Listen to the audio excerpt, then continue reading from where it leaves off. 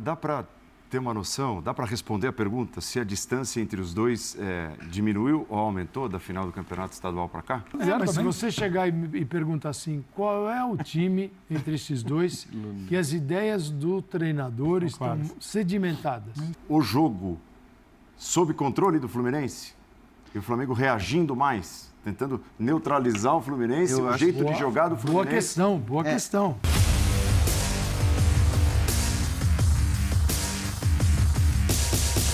Salve nação, saudações rubro-negras, linha de passe especial falando de Copa do Brasil, falando de Flamengo, de Fluminense. Vamos ver então o que a bancada irá falar com Paulo Calçade, Paulo Andrade, o Pedro Ivo e também o Gian Oddi. Vamos ver aí o que eles vão falar desse grande jogo, galera. Terça-feira, o bicho vai pegar, hein? Entre Flamengo e Fla-Flu, entre Flamengo e Fluminense no Fla-Flu. Bora lá então, deixa o like aí para ajudar, para fortalecer. Se inscreva aqui no nosso canal se você é flamenguista. Seja bem-vindo e ative o sininho para não perder nada. As imagens aqui são do canal ESPN Brasil, link na descrição como créditos. ESPN Grupo Disney. Fala aí, Paulo. Que o futebol não esconde. Fla-Flu nesta terça-feira, com direito à linha de passe logo depois, Copa do Brasil. Top. Né, O retrato recente desse duelo foi a decisão do Campeonato Estadual do Rio, com o Fluminense sobrando. De lá para cá, o Fluminense manteve a sua estabilidade, e aqui é um elogio, claro. Né, porque em meio a essa estabilidade, o time está a 2 pontos da liderança do campeonato, enfiou 5 no River e tudo mais. E muita coisa aconteceu no Flamengo, incluindo derrotas no Campeonato Brasileiro e até vitórias como a que teve no final de semana, mas deixando o torcedor descontente, por um motivo ou por outro. Teve troca de comando, teve bastante coisa acontecendo no Flamengo e o Fluminense mantendo o seu nível lá no alto. Né? E os resultados do futebol têm mostrado isso. Que tipo de Fla-Flu podemos esperar para essa terça-feira na largada do mata-mata envolvendo esses dois enormes do Rio? Quente. Um Fla-Flu divertido, eu diria. Esse é o primeiro adjetivo que eu usaria, divertido. Né? Não só porque se trata de um Fla-Flu, com as duas torcidas, com tudo que significa um Fla-Flu, mas pelo que são os jogos dos dois times. E aí acho que assim, os jogos do Fluminense, muitos são divertidos por mérito do Fluminense, né? Pelo que é a ideia de jogo do Diniz, pelo que a gente está cansado de falar, pelo que o time produz ofensivamente, pelo volume de jogadas de ataque e tudo mais. E os do Flamengo têm sido divertidos, eu acho que por méritos e deméritos. Então, assim, muito claro, são bons porque tecnicamente não tem jeito, você tem jogadores de altíssima qualidade e agora com a volta do Arrascaeta isso tende a se acentuar. Então, o Flamengo sempre, você pode esperar do jogo do Flamengo uma jogada espetacular, um gol espetacular, um lance eventualmente bem trabalhado lá no ataque, mas também os jogos do Flamengo têm sido, entre aspas, divertidos pelo quanto o Flamengo concede aos seus adversários. É assim, o Flamengo vem de 2 vitórias. E são 2 vitórias que, para mim, o Flamengo jogou mal. Até o jogo contra o Goiás, para mim, que muita gente elogiou, você não pode deixar o Goiás finalizar 14 vezes contra o seu gol. Um time como o Flamengo jogando em casa. Então, é um Flamengo que ainda oferece muito espaço para o adversário. Foi assim contra o Goiás. Mas aí o Goiás não tem a qualidade que tem o Fluminense para botar a bola para dentro. O jogo contra o Bahia foi pior ainda. Acho que foi uma atuação muito ruim do Flamengo. É uma loucura falar isso sendo que o time venceu, mas foi muito ruim. Só pelas 3 chances que o Bahia teve, com 2 jogadores a menos no segundo tempo. E as 5 mudanças do Sampaoli. Aí teve toda essa questão, né? Justificadas, enfim, falamos já disso, nem vou entrar nesse tema de novo, porque essas justificativas, enfim, acho que tem coisa para se discutir ali também.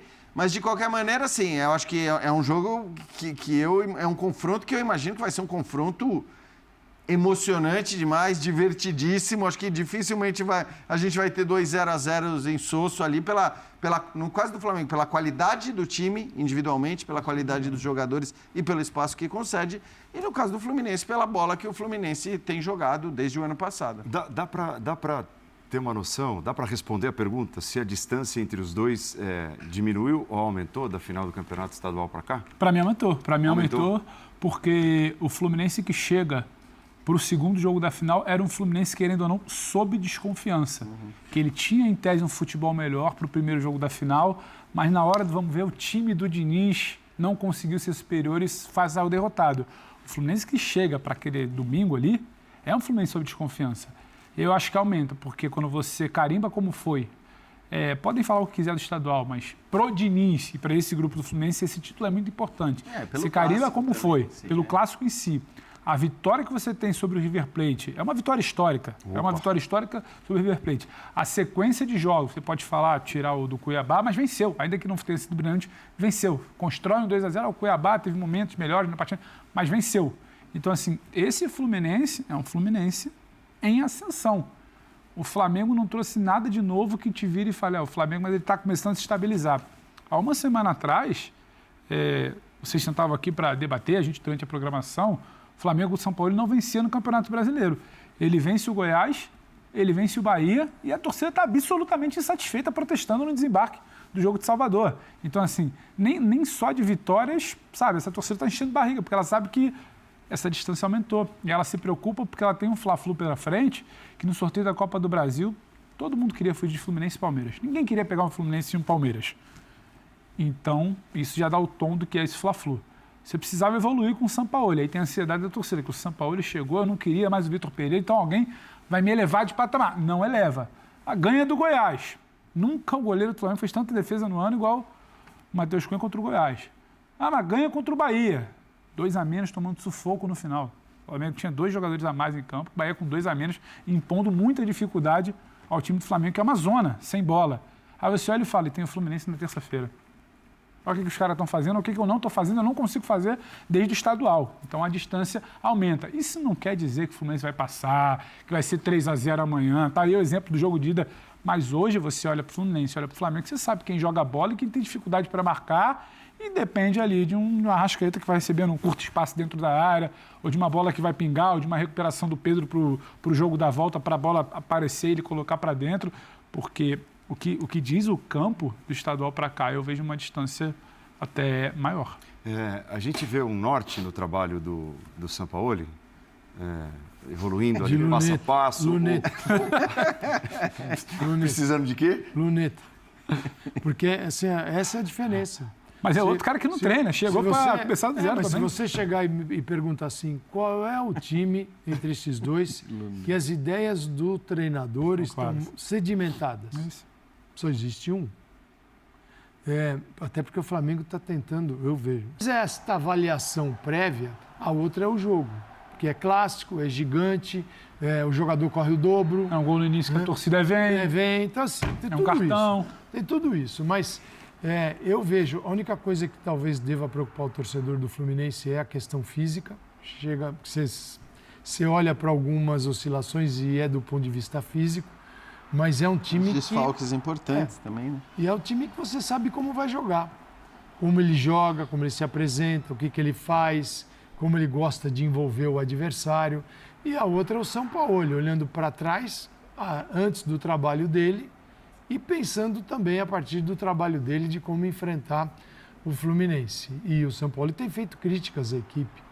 Então, assim, o Flamengo não alcançou e talvez, a gente tudo tem que esperar, né, no futebol, não se decretar, mas é possível que finalmente a gente tenha chegado ao final do trabalho de Jorge Jesus. Sabe aquele trabalho que durava sem a presença? Espantava sombra. Ficava ali sempre o tempo todo. Jorge Jesus. 2019, estamos em 2023, tem alguns jogadores, tem um monte de gente que chegou e o rendimento é como o Sampaoli vai aplicar suas ideias que são especiais. O que fez o Dorival? O Dorival chegou no São Paulo agora, o Dorival que precisa de um jeito e tal, ele vai do jeitão dele. Ele não tem a qualidade técnica que ele tinha no Flamengo. No Flamengo, ele deu um jeito, falou, vou tirar o máximo desse time que ele vai jogar.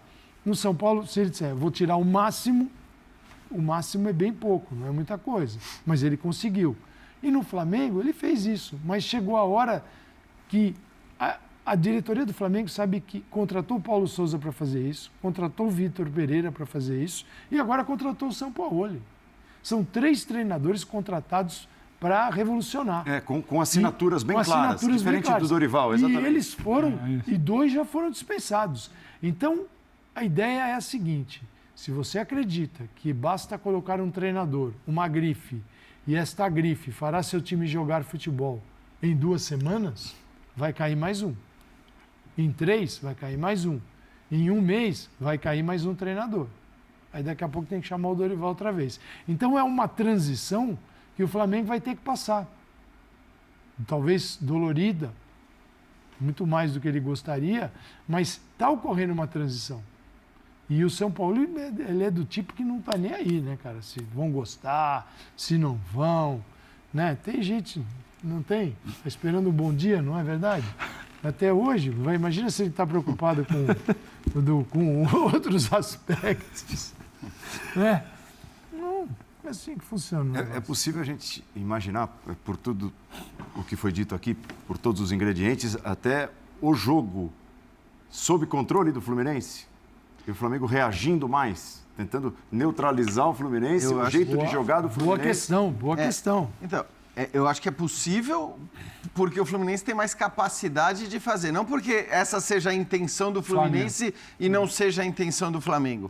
É possível que os dois queiram fazer isso. Mas agora, só um consiga. Mas só um consiga. Por tudo que o Calçade falou, seria até mais normal que o Fluminense conseguisse fazer isso. E acho que a gente até viu no próprio jogo contra o Bahia, eu estou falando do primeiro tempo, que foi um jogo muito aberto, com chances dos dois lados, mas a gente até viu que o Flamengo pode ser muito perigoso também, mesmo não controlando o jogo. Aliás, sempre foi assim. É que na época do Jorge Jesus ele controlava, mesmo tendo a alternativa de não precisar controlar pela velocidade do Bruno Henrique, por exemplo. A gente tem a questão das condições do Cebolinha também, mas a gente viu que o Cebolinha pode ser um cara para levar muito perigo caso o Flamengo não controle o jogo, caso o Fluminense tenha a bola e marque alto e consiga ficar com a bola ali no campo de ataque mais tempo. Então, eu acho que, assim, se essa for a intenção dos dois times, e do Fluminense costuma ser, o normal seria o Fluminense dominar mais as ações em campo, ter mais a bola, ficar mais com ela,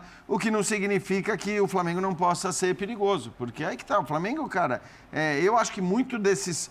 O Flamengo ganha uma enormidade de títulos, né, nos últimos anos. E é uma loucura que isso parece até meio contraditório com as crises, as trocas de técnicos, as demissões, tudo isso se dá por quê? Porque a qualidade individual desse grupo, né, dos jogadores individualmente, ela muitas vezes faz a diferença e, evidentemente, pode fazer a diferença de novo nesse contexto de mata-mata, de um clássico tão especial como é Flamengo e Fluminense. Mas a tendência, eu acho que é essa que você disse, a tendência é imaginar um Fluminense, sim, tomando conta do jogo. Isso vai fazer o São Paulo provavelmente montar um time de velocidade. Porque vou tirar a bola do Fluminense, é difícil. Ele tem que tirar defensivamente falando, mas encarar o Fluminense igualar na posse, isso é muito difícil, só as circunstâncias do jogo. E quem gera dificuldade para o Fluminense recentemente é quem estica com mais qualidade, quem tem mais velocidade para se escapar. E até engraçado. O Fluminense ainda dá, apesar de todo o belo futebol que joga o time do início, o Fluminense ainda dá alguns espaços nesse aspecto. É verdade. E não é algo pontual, não. É verdade. É aquela coisa tal trocação. Ele dobra a aposta, é característica, e o Diniz fala muito isso. Eu tenho essa característica, a gente vai ganhar sim. O Cruzeiro foi um grande exemplo, né? O Cruzeiro jogou assim, explorando a velocidade. Essa é a cara do time do Cruzeiro. O Fortaleza, ainda que fosse um Fluminense modificado, no segundo tempo não era, o Fluminense, o Fortaleza também. Então, assim, vertical e acelerar, eu estou com calça. Acho que vai apostar em algo que sai um pouco mais... Talvez vai liberar Ayrton Lucas, vamos ver o Cebolinha. Ele precisa da Arrascaeta para a bola chegar, o Gabigol pode fazer esse papel, mas a opção dele vai ser o quê? Talvez para esse jogo uma linha de 3. Não tem o Davi Luiz. Será que ele joga com 3? Cebolinha dúvida. O Cebolinha não sabe se joga também, o Pedro não é exato. Então, o Cebolinha dúvida é um problema para ele, se essa for a intenção. Pela característica óbvia, embora ele tenha o Ayrton Lucas por ali. Mas os dois estavam até funcionando bem juntos, né? Quando jogam juntos. Então, assim, aí você tem pelo lado direito... Tem o Wesley que faz esse papel muito, e aí os 3 zagueiros acabam podendo liberar mais o Wesley. Você teria o Marinho, mas o Marinho não parece ser... Só nos primeiros, no início. Exato. Depois o São Paulo deu uma lembra? desistida. Né? Até a gente comentava aqui, ele já conhece o Marinho, ele conhece o Vidal, ele conhece o Gerson, ele está se apoiando nos caras, né, Gerson, que já viu jogar, formou ali uma espinha dorsal. Isso aí já está começando a ficar... Já ficou para trás, né? E aí ele conheceu o Vidal e o Marinho nessa fase e falou assim, não vai dar. Não são meus meninos. Não vai. Eu acho que ele fez o correto. Conhece, deu oportunidade, vai que o jogador muda, mas é um Flamengo que precisa de velocidade, de recuperar a bola, pela característica do Flu, mas de organização do Fluminense e a busca do Flamengo por ela, e não encontrou. E não tem jogado bem. Então a gente está falando de jogos mata-mata. Isso vale para, a gente se falou do Corinthians no início, se uma coisa é você enfrentar o Atlético em mata-mata. É isso. Seguinte, tentar sair do Mineirão com empate. A coisa é mata-mata para o São Paulo. E é não ver a classificação. Isso, os dois pensam nisso, mas o Diniz tem mais segurança, que é não perder a classificação no primeiro jogo. Mas o Diniz tem segurança. Ele sabe como o time dele joga, o time sabe o que o treinador quer. E o São Paulo, ele tem desconfianças em alguns jogadores, os jogadores ainda não assimilaram tudo. Então, o comportamento é de mata-mata. Isso pode gerar algumas surpresinhas. Acho que a final do estadual, nesse sentido, vai fazer com que, qualquer que seja o resultado, ninguém se considere classificado para a próxima fase. Acho que, enfim, ficou essa lição. Só constatar que o Fluminense, né, curiosamente, no jogo contra o River, quando ele tinha os 2 caras rápidos pelo lado, ele talvez tivesse até inferioridade em relação ao jogo. É verdade. Contra o River. E aí depois, quando o Keno se machuca, o Diniz tem que fazer uma substituição forçada e escolhe o Lima, né, mudando até bem a característica do time em relação ao Keno. Ele até teria opções mais agudas ali para manter, e ali ele vira completamente o jogo, não só no placar, mas em relação ao que a gente viu dentro de campo, né? Então, assim, é interessante também a gente notar que o Fluminense não vai ter o Keno, né? Não, tá fora. E provavelmente vai ter o Lima. Então, acho que assim, é um Fluminense que tem conseguido, ao contrário do que a gente via na temporada passada, tem conseguido, até mesmo com a ausência de peças importantes, manter um nível de atuação, às vezes até melhorar, com o surgimento de peças importantes, algumas delas desfalque, o Alexandre não jogar é um problemão também para o Diniz pelo que ele estava jogando, pelo que ele ajuda o Marcelo do lado esquerdo. Porque é uma composição ali. Né? Exato, porque tem uma composição, não é ele só o Lima, individualmente. Ele joga, ele faz várias funções. Então, assim, aquele jogador que o Diniz queria que ele viesse para fazer isso. Sim. Agora, você perde também. Mas é um time mais estruturado até para preencher, porque você sabe por que está preenchendo aquele espaço e quem vai usar. A gente pode discutir depois e falar, não deu certo ou deu certo. Mas, no caso de São Paulo, ele está tentando alcançar um rendimento. Mas a gente está diante de um grande clássico. Opa! Fantástico. E vai ter linha de passe depois. 11 da noite, a bola para de rolar, você se liga no linha de passe. Alô, torcidas de Fly, de Flu. Pode ter certeza, cara, com a vitória do Mengão, estaremos aqui ouvindo as opiniões e análises da galera fera do Linha de Passe da ESPN Brasil, se Deus quiser. Isso aí, galera. Amanhã, então, pós-jogo, 11 da noite. A bola rola no Maracanã, às 9 da noite. Você sabe onde assistir Fluminense e Flamengo pela Copa do Brasil nesta terça-feira, às 9 da noite? Cara, esse jogo irá passar somente em um lugar. No Sport TV, galera. É isso aí. E os caras vão transmitir em 4K, velho. Se você tem uma TV 4K e uma internet rápida, você vai ter a experiência, né, de assistir esse jogaço em 4K no Sport TV. Bacana, né, cara? É isso aí. Cara, tava vendo aqui, não temos a provável escalação, né? Graças a Deus não foi vazado a provável escalação do Flamengo até o momento que estou gravando o vídeo aqui, nesta noite de segunda-feira. E temos dúvidas. Será que o Cebolinha vai para o jogo? Será que ele vai para o banco e entra no segundo tempo? Será que Bruno Henrique pode sair de titular? Estou sabendo que o Gerson está treinando e vai para o jogo. Será que ele vai jogar com quem?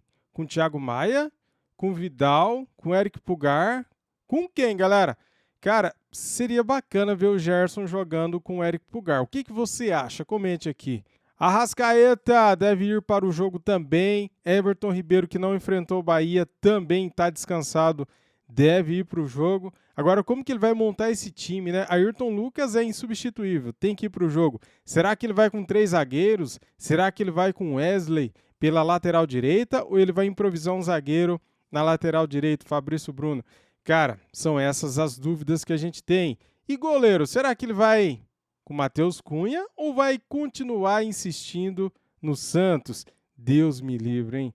O Santos está muito mal, vem falhando muito. Tomara que ele vá com o Matheus Cunha, só que ele saiu lesionado. E daí, será que ele já sarou? Galera, vamos lá então, hein? Vou montar aqui o meu provável time, o time que eu gostaria que fosse a campo. Goleiro Matheus Cunha, 3 zagueiros. Cara, eu que não sou fã de 3 zagueiros, nesse jogo especificamente, iria com 3 zagueiros. Fabrício Bruno, Rodrigo Caio, dava uma chance aí para o Rodrigo Caio, já que o Davi Luiz está lesionado, e colocaria o Léo Pereira ali junto com o Ayrton Lucas, né, cobrindo ali o Ayrton Lucas. No meio de campo eu colocaria Gerson, Pulgar e Arrascaeta. Lá na frente, cara, Cebolinha, Gabigol e Everton Ribeiro. O que vocês acharam desta escalação? Comente aqui se você mudaria uma peça ou outra, mas eu acho que é um time legal, hein? Se o Cebolinha não tiver legal, coloca o Bruno Henrique. Vai ficar um timaço de qualquer forma. Cara, o Fluminense está entrosado. É só isso. O Fluminense está entrosado. Eles tiveram tempo de trabalho.